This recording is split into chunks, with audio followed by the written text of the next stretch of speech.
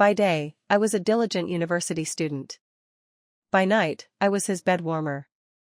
No matter where he was or what I was doing, when he called, I had to drop everything and go to him.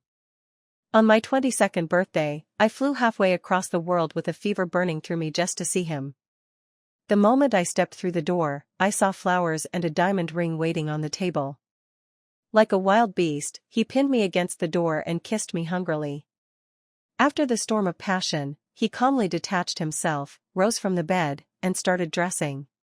My legs were shaking, but I forced myself to get up and help him with his tie. As he smoked, his eyes were cold, devoid of any warmth.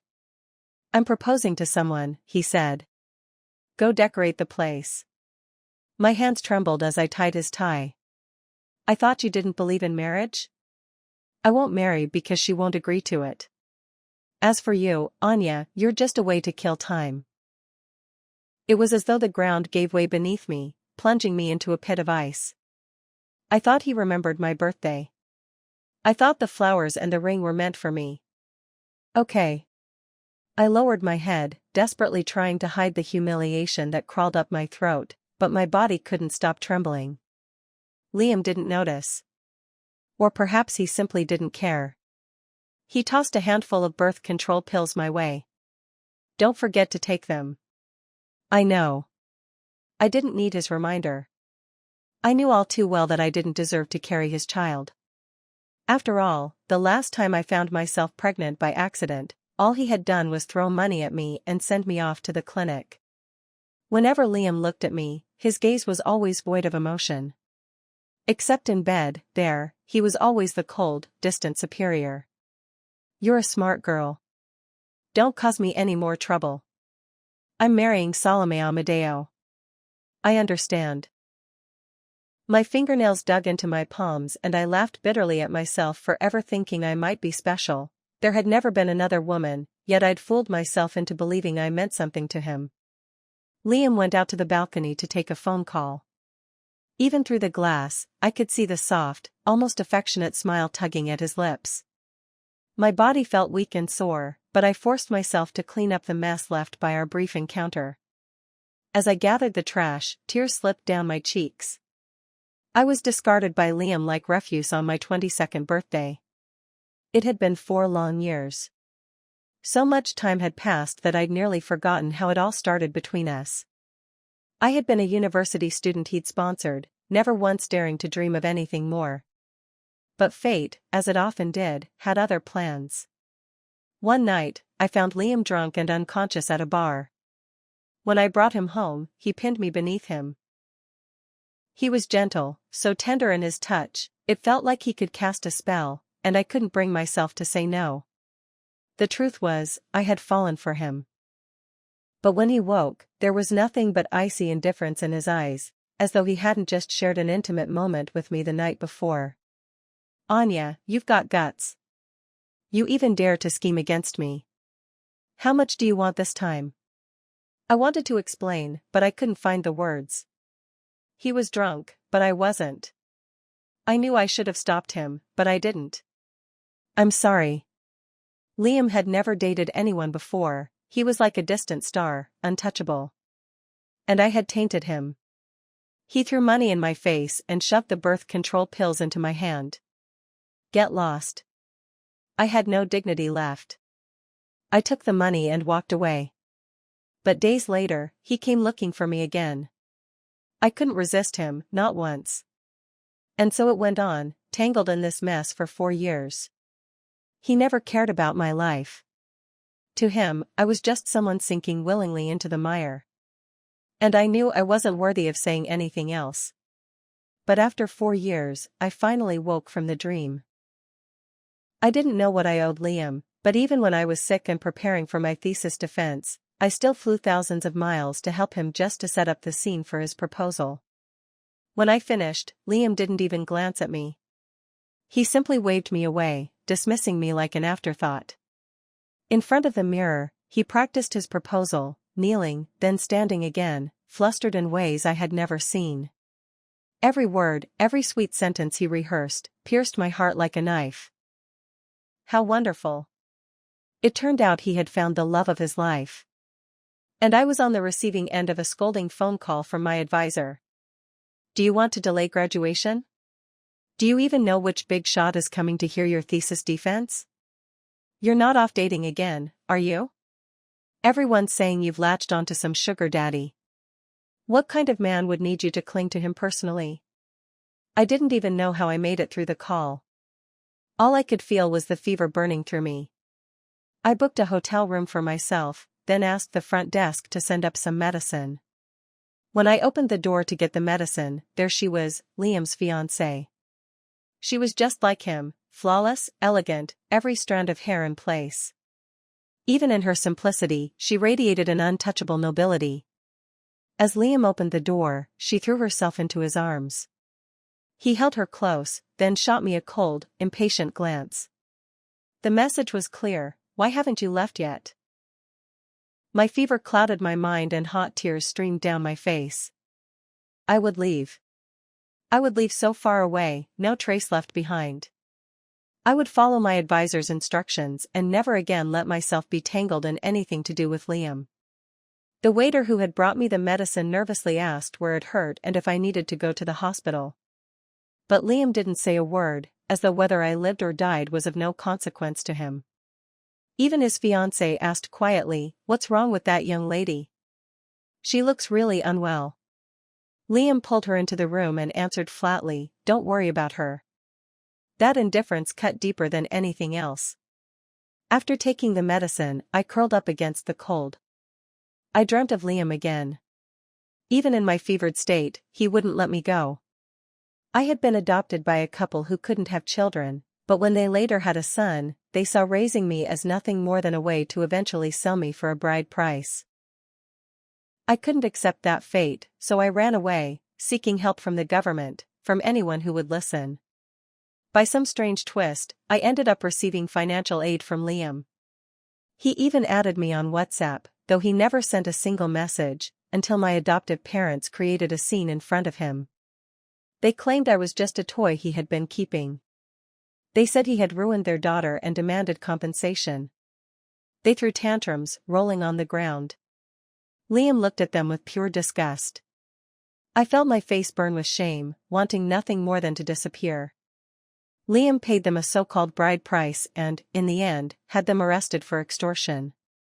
That was the first time I met him face to face. My clothes were torn, ripped by my parents as they dragged and hit me. Liam stood there, untouched by the chaos surrounding us. He took off his suit jacket and draped it over me. "It's handled. Go back and focus on your studies." Tears welled up in my eyes. I liked him, but I was too afraid to admit it. That was why I couldn't refuse him when he was drunk. My dreams swirled with those hazy, lustful 4 years. He seemed to truly enjoy my body, to want me in a way that felt like he couldn't live without me. He promised me forever and said he wanted me by his side for life. And I believed him. But now, looking back, how could I have ever believed anything a man said in bed? Then, the truth hit me. Liam was getting married. He didn't need me anymore. I opened my eyes, the fever was finally gone and I was clear-headed. This fleeting entanglement, this dream, was finally over. Right now, I am interning at Liam's company. I submitted my resignation to HR and they informed me that I would need to undergo a 3-day handover process. No one at the company knew about my past with Liam. He seemed to take extra care of people like me, those who might try to latch onto him. Suddenly, my phone buzzed with a WhatsApp message from him. "Come over." Had he found out about my resignation? Nervously, I went to his office and knocked on the door. But when the door opened, it was his fiancée who stood there. That sweet, delicate girl was wearing one of Liam's dress shirts. "Hi, I'm Salome Amadeo. You left something in our room." In her hand was my employee ID badge. Liam glanced at me, his eyes cold and indifferent. It was a look I knew all too well, the same one he had given my shameless parents. He thought I had deliberately left my ID in his room. I was utterly humiliated, feeling like nothing more than the other woman. "Hello, Miss Salome," I said, my voice trembling. I'm President Grasso's assistant. I must have dropped my work badge while setting up the proposal venue. I'm not mad. Your face is so red from nerves. Salome winked at me. Last night, Liam proposed to me, she continued with a smile. I want to hold the wedding here. You know, they don't allow divorce in Ireland. I hope you can help out. Okay. It felt like 1,000 needles were lodged in my throat. I had spent 4 years with Liam, no title and no promises, while she had been proposed to just last night and was already preparing for her wedding today. Salome turned to Liam and threw herself into his arms. Let's go pick out a wedding dress. While they eagerly prepared for their wedding, I was left running in circles. I had to pull strings and spend money just to get a spot at the hottest church in town. I dug deep to find the best wedding videographers. I even had to tag along as they chose dresses and rings. When Salome slipped into her gown, she pursed her lips, lifting her foot slightly toward me. I instantly understood, and despite the sting of humiliation, I knelt to help her slide on her shoes. The moment I first saw Salome, I knew. She was cut from the same cloth as Liam, raised in wealth, accustomed to commanding with effortless grace. She studied me, her gaze sharp. Assistant Amadeo, we look a little alike. No wonder Liam kept you around. I knew. We were about 70% alike.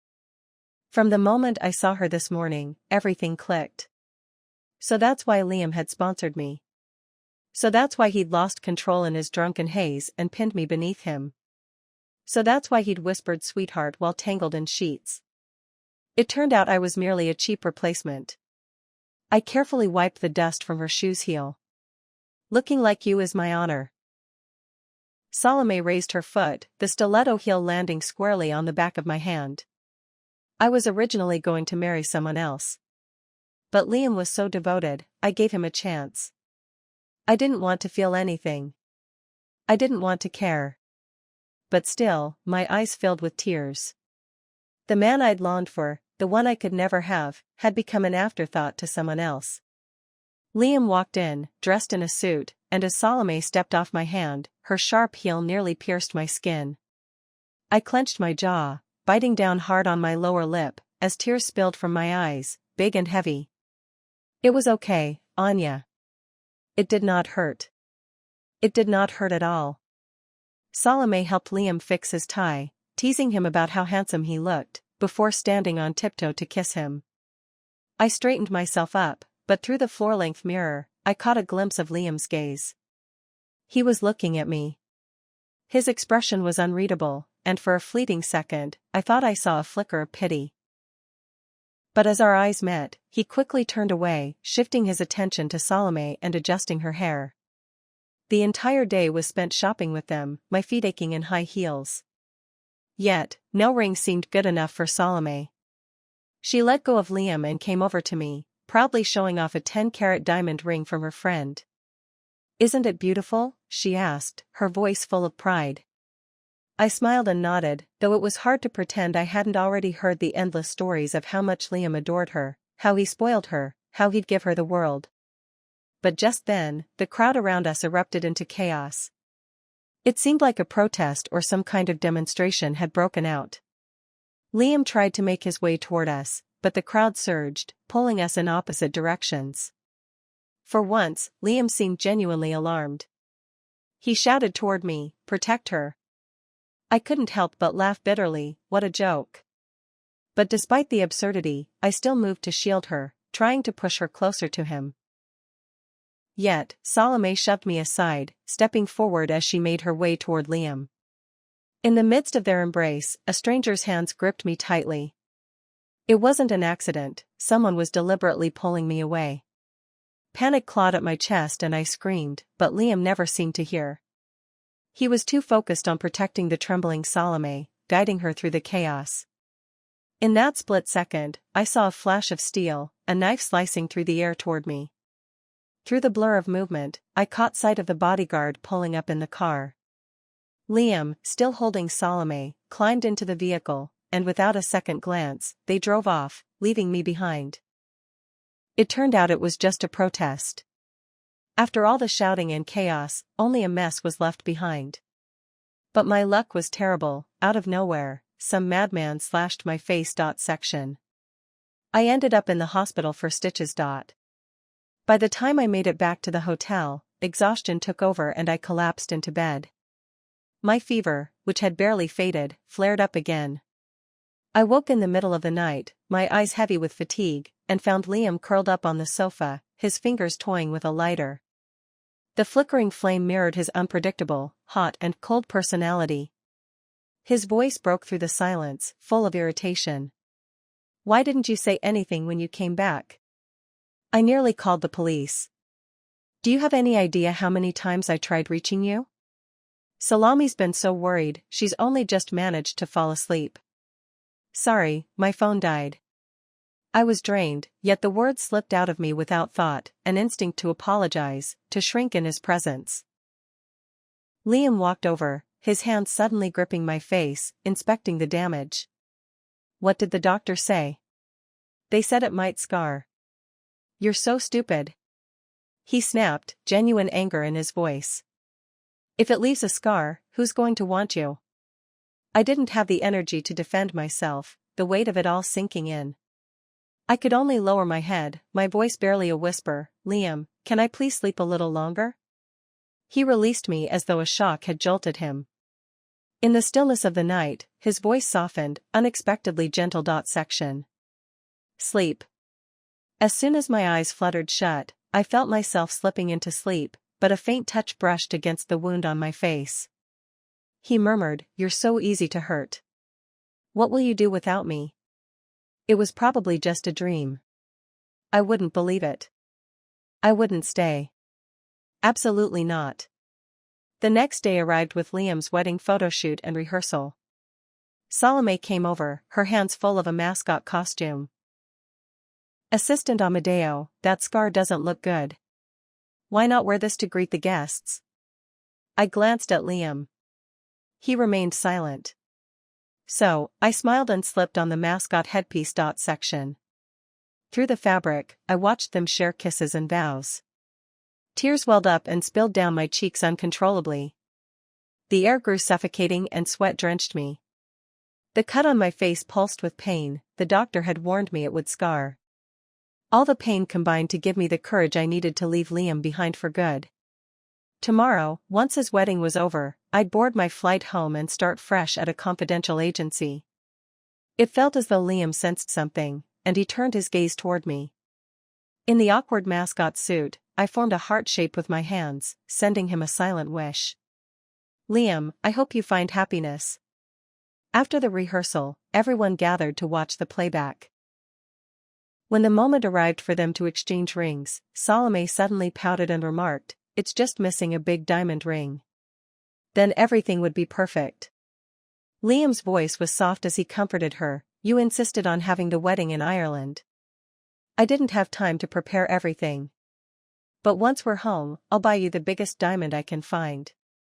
That night, Liam asked me to travel miles to retrieve a diamond ring. It belonged to one of Salami's friends. I couldn't fathom how much persuasion it had taken for Liam to convince her. But I could already imagine the delight on Salami's face when she saw it tomorrow. Section. After he proposed to her, I vanished forever. And the cost? I would have to push my exhausted body through a sleepless night, crossing a foreign land just to bring it back to him. Section. Okay. Ever since Liam had once saved me, I had sworn to repay him, to return a great kindness with an even greater one. I had kept my promise. This would be the last thing I'd ever do for him. At the wedding, Liam waited for me for what seemed like an eternity until a mascot figure stepped onto the stage, holding the diamond ring. He reached out, about to slip it onto Salami's finger when he suddenly noticed a dark red stain on the velvet box. He exploded with fury, charging forward and ripping the mascot's head off. But inside, it wasn't me, it was the bodyguard who had accompanied me to fetch the ring. "Why are you here? Where's Anya?" Liam's face turned cold, the air thickening with tension. Special Assistant Amadeo said she was in a hurry to return for her thesis defense, so she wouldn't be attending your wedding. the bodyguard answered, repeating my words word for word, though his eyes betrayed the redness of his sorrow. Is she injured? Liam's voice sharpened, a sudden realization dawning on him. The bodyguard hesitated, his words caught in his throat. Speak. Liam bellowed, his fury rising. The bodyguard trembled, his voice cracking with fear. We were robbed on the road. They took our money, but they wouldn't leave. It was as if they knew about the multi-million-dollar diamond ring in the car. We don't know if it was greed or something else, but they insisted on searching Anya. They found the ring in Anya's underwear, but she refused to hand it over. The bodyguard, standing nearly 1.8 meters tall, trembled with every word. She said it was your engagement ring, but they cut off her 2 fingers. What? Liam staggered, nearly losing his balance. Salome rushed to steady him, but he swatted her hand away. His fury turned on the bodyguard as he grabbed him by the collar. I told you to protect her. Liam may have forgotten his instructions to me and the bodyguard, protect the ring and deliver it, no matter what. Liam's fury was unmistakable. I'm asking you. Where is she? She was taken by the robbers. She told us to deliver the ring and not delay your wedding with Salome. Liam's legs buckled beneath him, his body collapsing to the ground. He understood the implications as a young girl was taken to a foreign land. My body could be rotting away and no one might even bother to recover it. Congratulations to him. He was happily married with a wife and children. Congratulations to me, my debts erased, grievances buried, and never to see him again. In the corner, unnoticed by most, Salome's eyes gleamed with triumph. She stepped forward, her white wedding dress glowing against the dimmed lights. With a quiet thrill, she opened the velvet box stained with my blood. Liam, let's not waste Anya's kindness. Will you help me put on this engagement ring? Liam snapped back to reality, lifting his gaze to the woman standing before him, the one he had spent half his life begging for. Without a word, he shoved her away, storming out. Liam, where are you going? Salome's voice cracked, frantic. Cancel the wedding. Liam's voice was cold as ice. I'm going to find her. And with that, he ran, his heart set on a course that no one could predict. Liam. How dare you leave? I'll marry someone else right now. Salome's voice was shrill as she chased after him, but she stumbled after only a few steps, crashing to the ground. The bodyguard quickly intervened, stepping in front of Liam, his years of service giving him the calm and experience to handle the situation. Mr. Grasso, don't act on impulse. I've already sent some men after Anya. Why don't you continue with the wedding? Miss Salome Amadeo is the daughter of the Amadeo family. If you leave her now, it will be hard to explain to them. Besides, she's impulsive.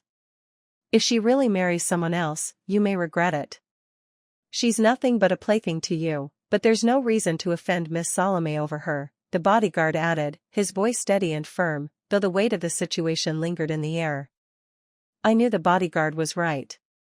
My life, so insignificant in Liam's eyes, meant nothing. Without warning, Liam punched him. I said. Take me to find her. The bodyguard froze. He had known Liam for years and had never seen him lose control like this. All right, we'll go now. Don't worry too much. We noticed someone trailing us on the road and had already contacted the local police and the embassy. Assistant Amadeo threw the bloody ring to me. I ran with it and my men covered me. The police arrived shortly after, and they've already begun the search. Anya's a smart girl. She's so beautiful that not even an animal would dare harm her. The robbers were after money or lust, but they didn't need to take her life. The bodyguard's words were meant to calm Liam, but the more he spoke, the faster Liam drove. By the time they reached the scene, all that remained was the sight of my blood-stained clothes. He saw everything through the car's dashcam. He watched as the robbers forced our car to a halt. He saw me hide the diamond ring in my underwear.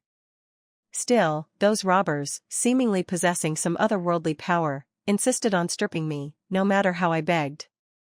Section. I cried and pleaded for mercy, but my grip on the ring never wavered. Then, growing impatient, the robbers cut off 2 of my fingers. They fell to the ground, bloodied and lifeless. Yet, I fought like a wild animal, breaking free and shoving the diamond ring into the bodyguard's hands. "Take it!" I shouted, urging them to leave quickly. Liam is a perfectionist. How could his ing go on without the ring? Send it to him. I wish him a happy Maria. Again. On my behalf, and I will tell him goodbye. I've repaid my kindness and we don't need to meet. Liam's eyes suddenly reddened. He covered them with his hand, and for a long while he said nothing. Then, chaos erupted when the police arrived. Since we'd reported the incident earlier, they wasted no time in getting to the scene. Liam set the tablet down, his voice rough and strained as he spoke. "When you find her, what will her condition be?" No one dared answer him. A woman taken by a group of robbers, she was like a lamb walking into the jaws of a hungry tiger. Liam trembled, lighting a cigarette and inhaling as though trying to swallow all his anguish with each puff. "Go to the embassy. I've made up my mind. I'm going to marry her." He rushed to the embassy, but they refused to release any information about me. After all, Liam wasn't someone important to me. Why should a stranger be allowed to know where I was? Liam paused, deep in thought, before finally coming up with something. "Boss, I'm her boss. She was sent abroad by our company. We have the right to know about her whereabouts." "Is that so?" the embassy officer responded coldly. "As far as I know, her resignation process was completed." Liam was struck like a bolt of lightning. His voice trembled with hysteria as he muttered. "How is this possible? Why didn't she tell me she resigned? Why didn't anyone inform me? I had been nothing more than an intern." Since he had avoided our relationship, I followed the proper process and left quietly without a word. The truth was, he had never cared about me.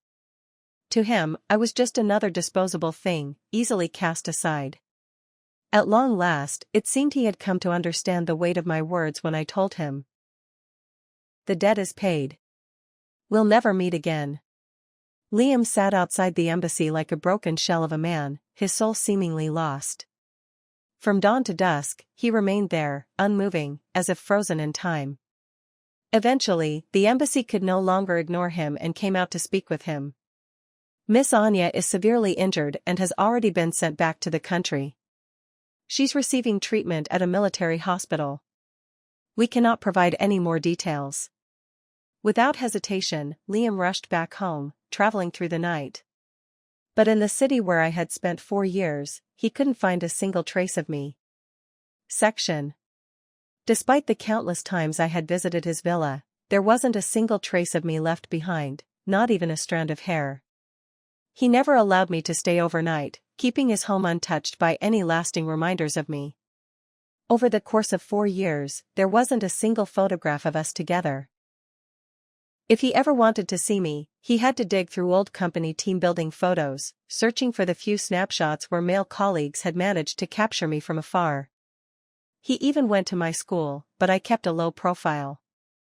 The rumors of me dating wealthy men had left me isolated, with hardly any friends to speak of. And then, I vanished. Completely. No one looked for me. No one cared.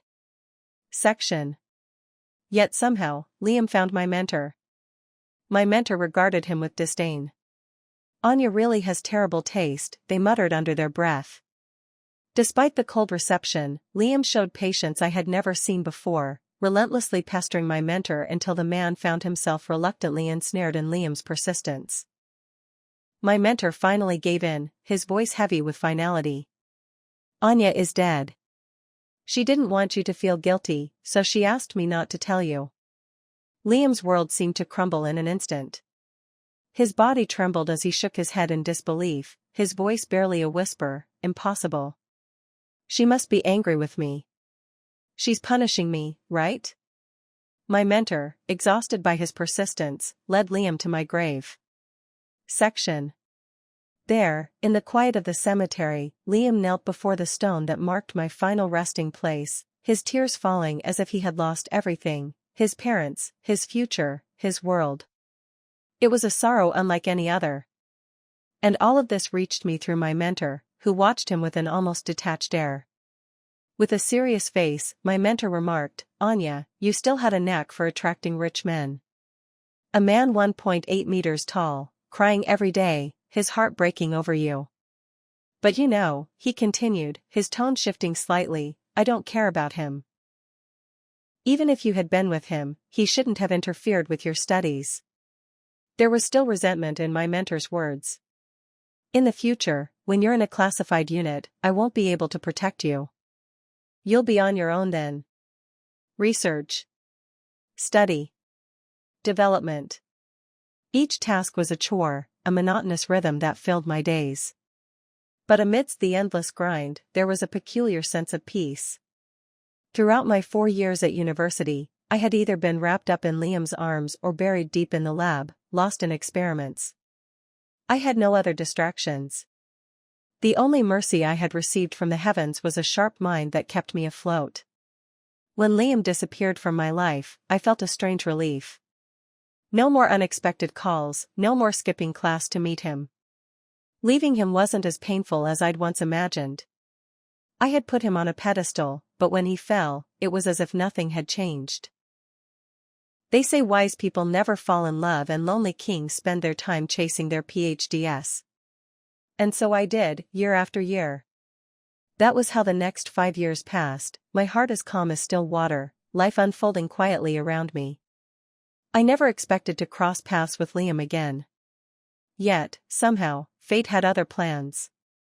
We met again at a conference on military to civilian transition. I stood there, a cold, efficient machine, reading from scripts, tossing out numbers and parameters like a seasoned expert in front of the political and business elites. The eyes in the room were like a mix of emotions, some filled with regret, pitying the beauty marred by a scar on my face, others admiring my youth, astonished by how such a girl could command a room in a military field, and some were so absorbed they were furiously taking notes. But there was one gaze that burned through the crowd, too intense to ignore. I lifted my eyes and there he was, Liam. I didn't linger. I quickly turned away, pretending he was just another face in the crowd, a stranger I had no reason to acknowledge. Once I finished the presentation, I asked if there were any questions. And then, Liam stood. His mouth opened and closed like he was trying to find the right words. Finally, he asked, "Are you married?" I furrowed my brows, annoyance creeping in. "What's it to you?" The room froze for a moment before I gestured at security. "There's a troublemaker here. Please escort him out."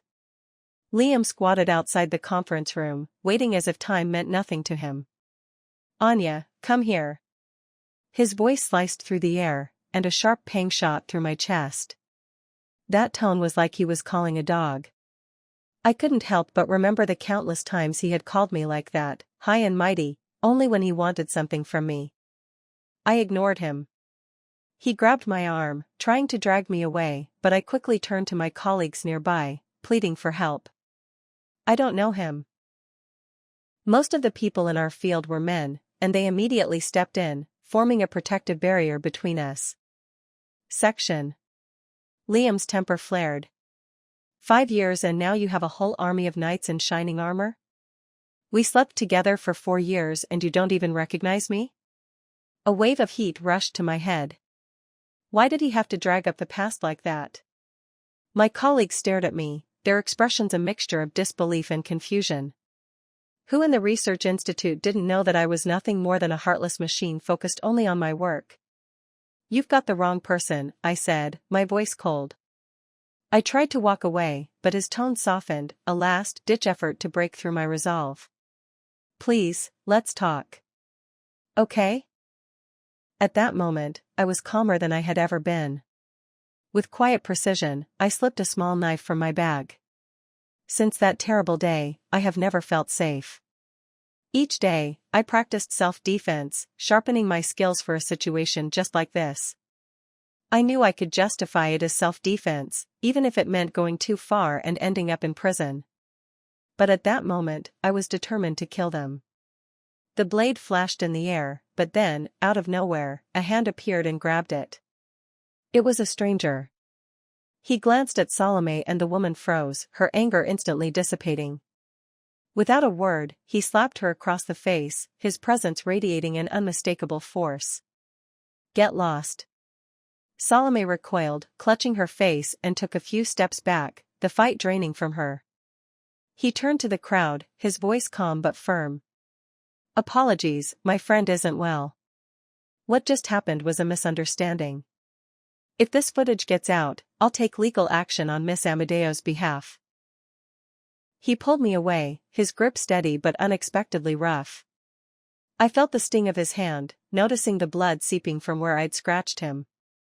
"Are you from the Amadeo family?" he asked suddenly, his voice colder now. He'd rushed out to save me, but somehow, it seemed he had come to Salome's rescue instead. He stopped and looked at me, his eyes filled with an emotion I couldn't quite decipher. "My surname is Verlies, my first name is Leo. We were once betrothed."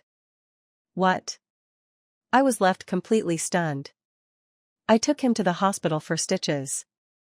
He winced, the pain clearly sharp, his teeth clenched as he tightened his grip on my hand, almost like he couldn't bear to let go. I tried to pull away, but it was as if once his hand had found mine, it refused to release. He attempted to distract me with words, his voice softer now. "When we were kids, I used to carry you around. You always played the bride in our games. When Uncle Benjamin found you, I immediately canceled a $10 billion contract and rushed back. I never thought our first meeting would turn out like this. I was too young when I'd been taken away, so the past was little more than a fog to me. Sorry, I've forgotten all of it. Please forget it, too. I'm not planning to get married." Leo grew silent and didn't say another word until the stitches were finished. He suddenly stood up and, with a gentle hand, patted my head. "Can I hug you? Even if we're not getting married, we can still be friends. It's a time of marriage freedom, we're not old-fashioned." I nodded, probably because when he looked at me, there was so much tenderness in his eyes. Leo pulled me into his arms, his voice thick with pity. "You must have had a hard time all these years. I wish I had found you sooner." My nose tingled with emotion. It was the first time I realized someone had been searching for me. Suddenly, a burning gaze fell on me. I looked up and saw Liam, dressed in a hospital gown, staring at me from the end of the hallway. Oh, so Salome's story about him drinking until his stomach bled was true. Leo finished treating his wound. I suddenly grabbed his arm. "Can you take me to the Amadeo family?" Ever since I had provided the DNA sample, I'd buried myself in work, actually trying to avoid confronting the issue of family. "Sure." Leo understood that if I was heading to the Amadeo family now, it was likely to deal with Salome. The Amadeo family. It was 1,000 times more luxurious than I had ever imagined. No wonder Salome, the adopted daughter, could be so arrogant. I've called Uncle Benjamin and the others. They're on their way back from different places. Leo poured me a cup of coffee. Leo and I weren't familiar with each other, so we sat in silence. Then, he suddenly clapped his hands, forgetting his pain. "I'll go look for the photo albums. There are pictures of us inside." He went upstairs, searching for the album, moving through the house as though it were his own. I, on the other hand, felt like a guest. I lowered my head to sip my coffee, trying to steady my nerves, when suddenly, Salome appeared. Her face was swollen from the slap Leo had given her. She sat across from me with a victorious air. "You're here to apologize, right?" She smirked.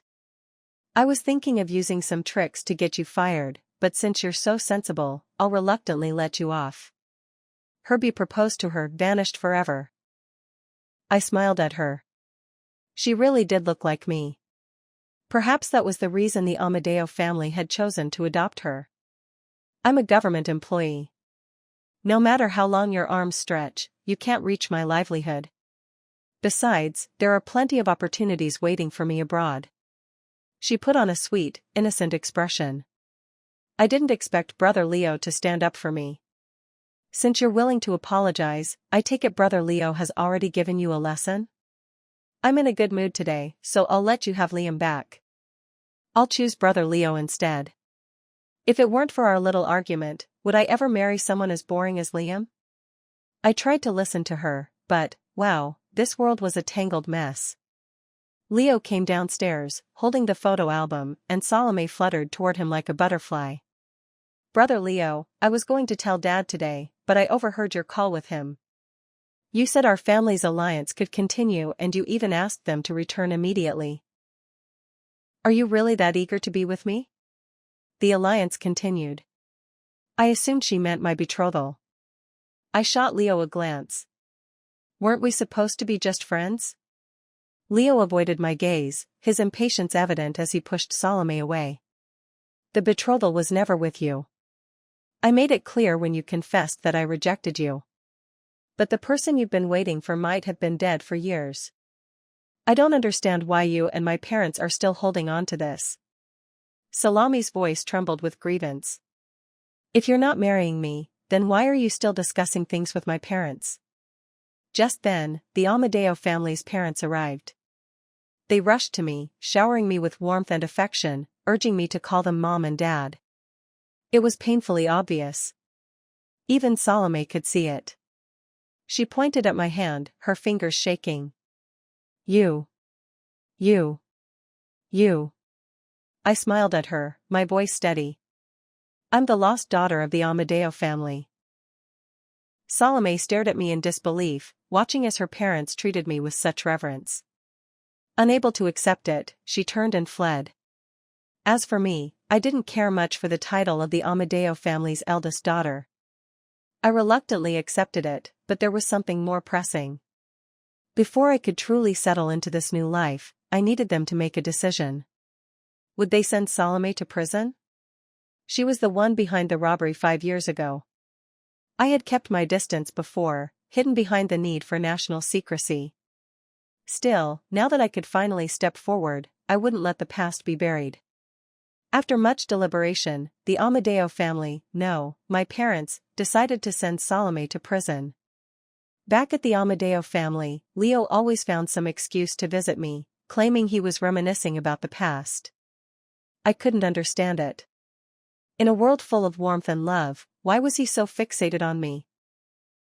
He didn't even know the horrors of my past, but we weren't close enough for me to bear those wounds. If I didn't open up, someone else would. Leo took me out to watch the fireworks, but the bursts of light felt like nothing more than his confessions to me. I was still trying to figure out how to turn him down when Liam suddenly appeared, looking like a man driven mad. Anya, please don't agree with him. I beg you, don't. I was wrong. I'll change. I'll listen to you. Please, give me another chance.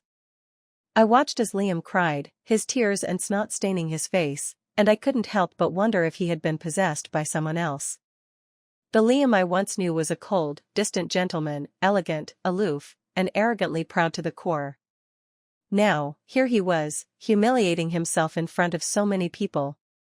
Leo caught me staring at Liam and, perhaps fearing I might waver, he ordered the bodyguards to throw him out. Liam seemed to have lost all sense of self-control. Leo, are you going to pick up my worn-out shoes? She was with me when she was 18, always at my beck and call. She even had an abortion once. I've used countless birth control pills on her. Leo, what kind of woman haven't you met in your high society? Why not just leave Anya to me? Leo's anger flared. He lunged at Liam, his fists flying. You're so proud of yourself, huh? You've got a serious problem. How dare you treat a girl like this? Is this how you were raised? The noise was unbearable, so I turned and left. All I could feel was disgust for Liam. After such a mess, I thought that Leo should have been smart enough to see that I wasn't the right match for him. But no, he stayed outside my building all night, sending me message after message on WhatsApp. I won the fight. Is there a reward? I don't care about your past. I just want your future. His messages kept coming, a steady stream of words that kept me awake. I tried to ignore them, but eventually, I couldn't resist. I went downstairs to meet him. I was going to talk him out of this, to make him see reason, but before I could say a word, he pulled me into his arms. Let me love you, okay? I could have refused to love him. But he wanted to love me. And whether I agreed or not, he wouldn't stop.